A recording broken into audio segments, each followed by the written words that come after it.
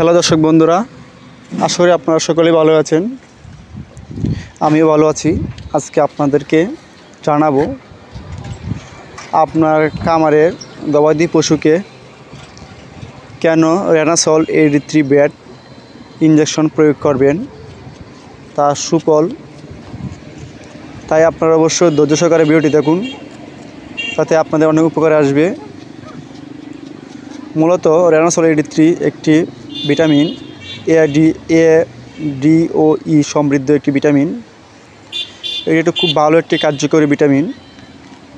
এটি ছোট বাছুর থেকে গাভী ও ষাঁড় সকল গরুকে প্রয়োগ করা হয় বিভিন্ন তার প্রয়োজন অনুসারে। আমি এখন আসছি একটি গাভীকে রেনাসল AD3 ব্যবহার করব, কারণ এই গাভীটি বাচ্চা দিয়েছে, 4 মাস হয়েছে কিন্তু হিটে আসছে না, তাই এটি আমি এর ক্ষেত্রে ব্যবহার করব। ছাড়া আপনারা যারা যেসব গাভী হিটে আসে না বা যেসব গাভী দুধ কম দেয়, তাদেরকে আপনারা 7 দিন পর পর বা 5 দিন পর পর প্রয়োগ করবেন।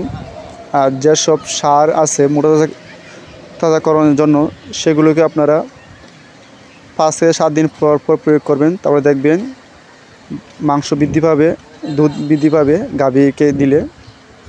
তো ধন্যবাদ সবাইকে, সবাই ভালো থাকবেন। আর ভিডিওটি আপনারা যারা নতুন দর্শক আছেন,